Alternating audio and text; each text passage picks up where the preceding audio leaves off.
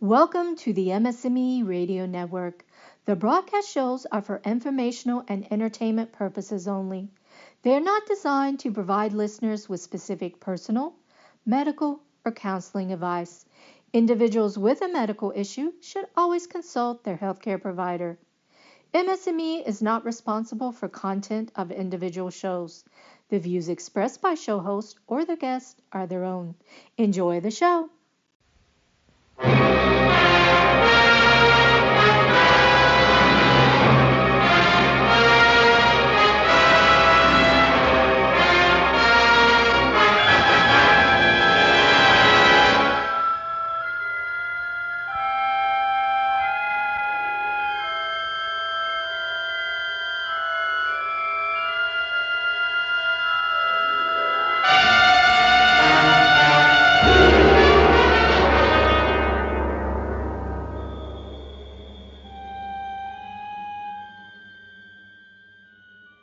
And welcome to YEGMS episode number 39, part 2, especially for the MS&Me radio network listeners. If you didn't hear part 1, you can always check back on SoundCloud, iTunes, or Stitcher Radio for YEGMS episode number 39, part 1. You can actually, well, not part 1, you can listen to the full podcast rather than it being split into two parts. Anyways, without further ado, here is already in progress part 2 of YEGMS episode number 39.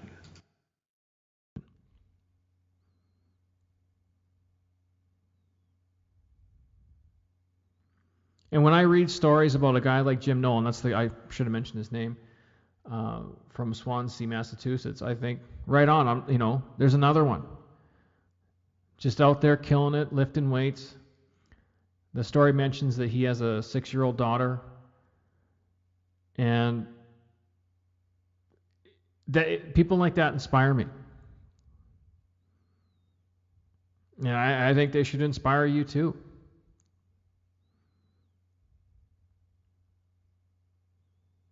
I mean, what's your story? I just told you mine. What's yours? I'd love to hear from you. Email me, Sean@ownmultiplesclerosis.com.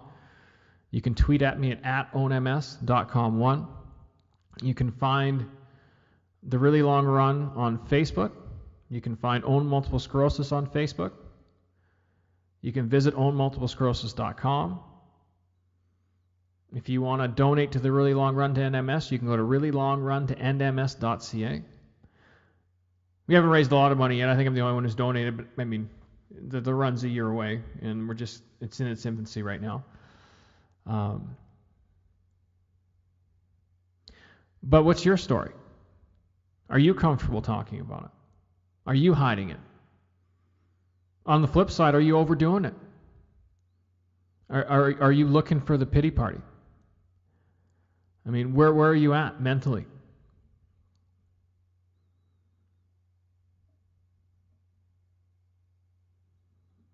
So I was running yesterday as I was thinking about this episode. And over the last year and a half, I've really been going through, what do I want to do with the rest of my life?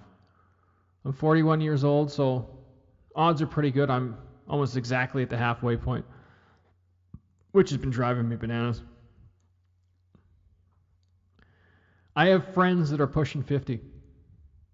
And I don't know when I got old, but it's happened. You kind of get into your early 30s, you're like, my 20s weren't that long ago. You still think you got the world on a hook and you can do whatever you want. And then you get to your mid-30s and you can keep telling yourself, 29 wasn't that long ago. And then all of a sudden you're 41 and you think,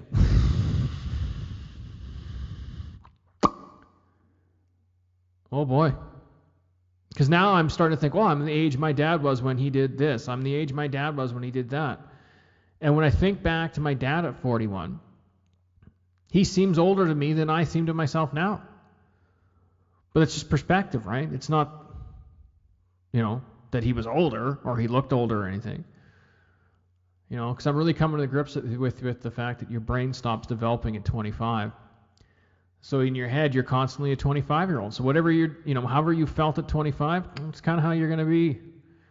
Whatever music you were sort of, brought up on, to you, that's music. And anything else that's coming, and I'm starting to be that cranky old man with you listen to some of the kids' music, you think, what the hell is that? Well,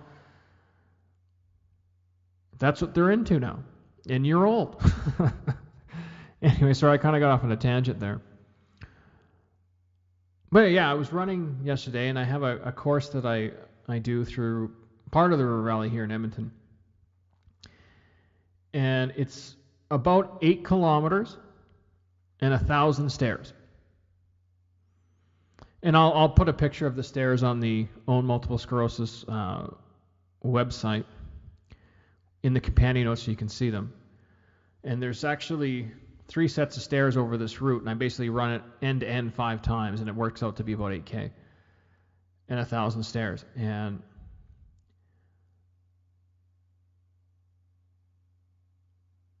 it takes me like 45 minutes to an hour to do. Just to put it in perspective, I mean, a normal 5K takes me 25 minutes on a relatively flat. So just to give you an idea, the elevation change because of the stairs and that. Anyway, as I was running, I was thinking, what makes me feel the best? And it just dawned on me as I'm running, it's running. I really enjoy getting out and going for a run and running for, an hour or 2 at a time. And what I find that does for me, it relieves anxiety, because I can get all worked up about my career or home life or anything, other things. 20 minutes on the trail, that just starts to melt away. My worries start to melt away. And then the most amazing thing happens. As you're running, you start getting filled with all these chemicals that your body naturally produces. It's those chemicals that create what they call the runner's high. And all of a sudden, you've got all these positive emotions and these positive thoughts running through your head. And instead of the world feeling very small and constrictive and, oh my God, what's going to happen? It starts to open up. Your perspective starts to open up. And you start to feel good about your world and your life and your place in it. And anyway, that's how it works for me.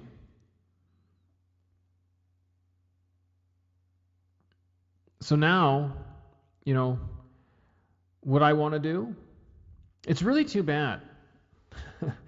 It's really too bad that I can't somehow find a way to make my career raising money for MS research as a career. Yeah, because some people you meet, they get to do stuff for a living that they really enjoy doing, and they get paid for it. Unfortunately, none of the stuff that I enjoy doing is a job you can apply for or a business that you can start. Now, I'm pretty lucky I'm in a position where my job allows me to, organize things like the Really Long Run, do a podcast, do a website, and so, it could be worse, right?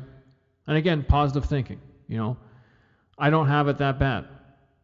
But I was just thinking to myself, man, it would be amazing if my whole life, outside of my family life, of course, revolved around planning these massive runs to raise money.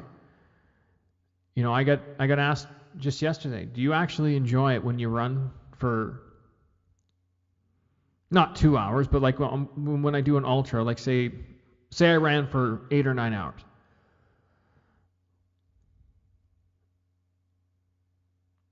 And I was asked, do you enjoy it? Well, that's not a question with a straight answer. Because obviously when you take on something that, where you're going to just beat your body completely down, and there are parts of that day where you really just have to gut it out because it's, at times it's painful. You got to deal with weather, you got to deal with how you're fueling yourself, hydration. There's just there's a multitude of factors. So are there times while I'm running for 6, 7, 8, 9, 10 hours where it isn't fun? Well, yeah, there's times where it's downright awful. However, the question wasn't, are there times when it's not well? The question was, do you enjoy it? And I would say overall, not only do I enjoy it, I look forward to it. And for me, it's the challenge. I want to challenge myself to do something that other people think is impossible. For example, when the first 2 really long runs were, distances of about 80K. So the next one's going to be 100, roughly.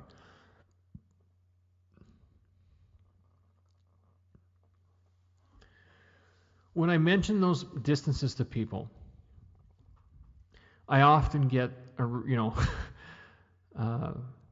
responses are mixed, but but thematically they're similar in the sense that it's either, one of the common responses is, you're going to run more in a day than I've ridden. You're going to run more in a day than I've run in my entire life. That's one. Another is just kind of a light smile. They look at me, they kind of crimp up their eyes, and they go, "Oh yeah," because they don't believe it. And when I can tell that, I'm like, you can look it up. Just look me up online. You can find it. These things did happen. They did take place. Because, and in fairness to people that give me that look, I don't look like a ultra distance runner. I've made strides in the last 8 or 9 months to lean down. So, and I'm still working that way. As I've been talking about on the podcast, with the ketogenic diet and the different things that I've been doing diet-wise that have really, really paid off. But yeah, for me, it's the challenge to do something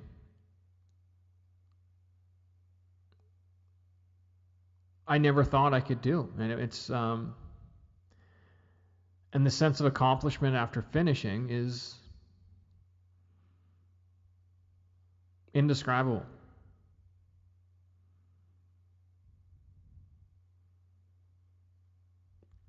Which I guess kind of much brings me to the whole point of this episode. You have to believe you can move forward. You have to find a way to get those positive thoughts in your head and follow them.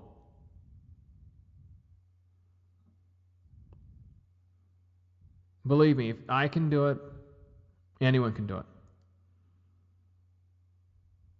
Now, I understand that there are different degrees of MS. Mine's relapsing remitting, which is, I don't know if this is the right way to say it, but if you're going to get MS, it's the better one to have, I would think. And then you get into the different levels of progressive MS. I can't speak to progressive MS because I haven't hit that stage.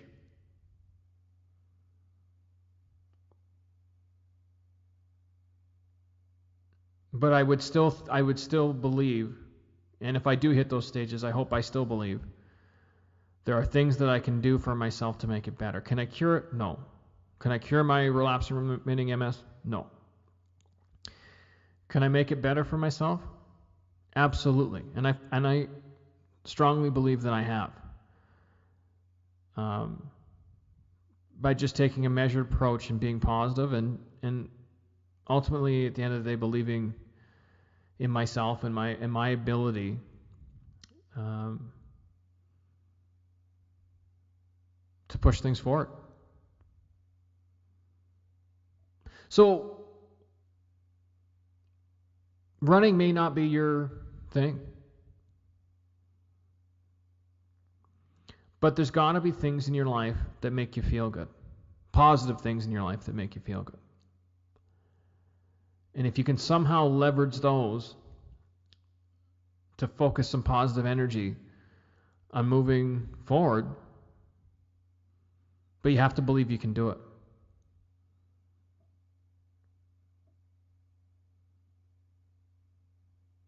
You have to believe you can do it. And that's one thing that's unwavering about myself, is rightly or wrongly, I've convinced myself I can do it.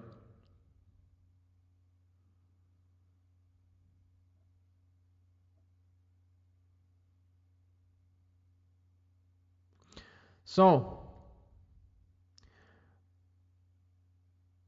I'm gonna get Mark to listen to this one, because I wonder if this is enough of my story or what he was looking for.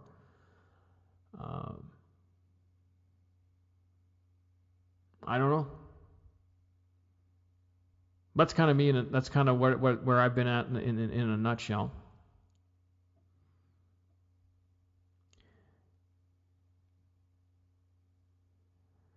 On a completely unrelated note, to close out this episode, to close out episode number 39 of YEGMS, I was sent an email recently, and I was asked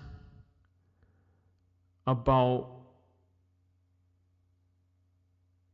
my personal beliefs outside of multiple sclerosis. And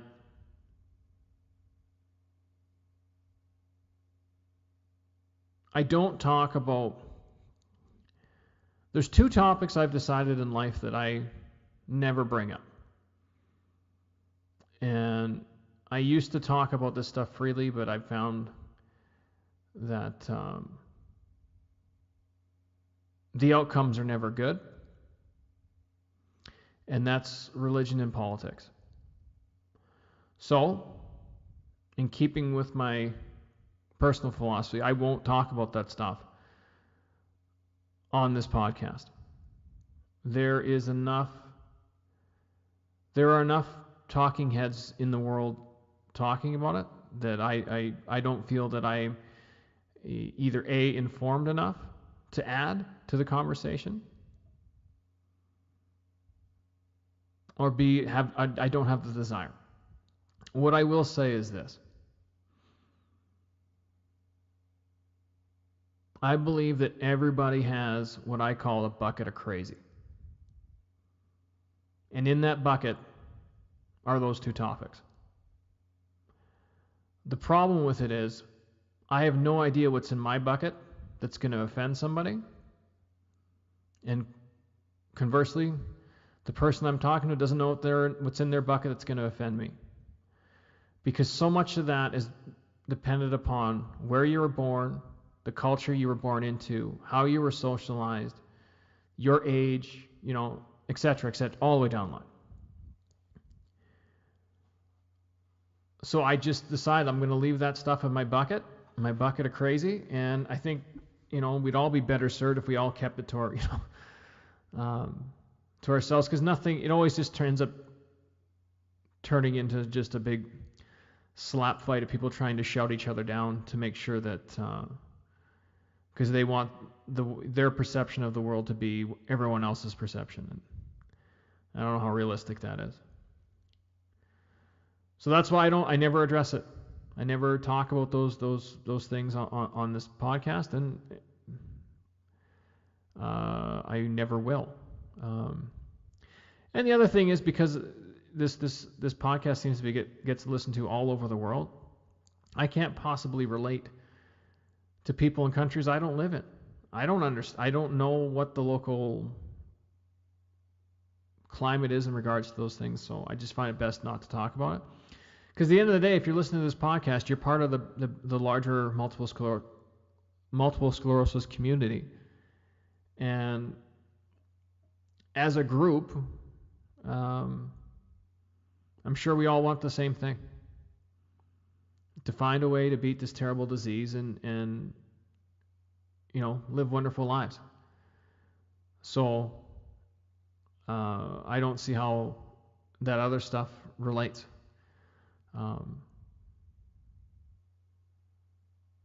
That's probably that's probably a very wishy-washy way to address it, but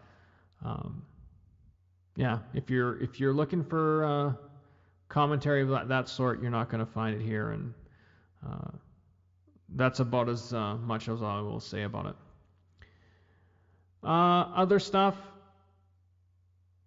whether you are in Canada or in the US listening to this, I hope you have an awesome long weekend.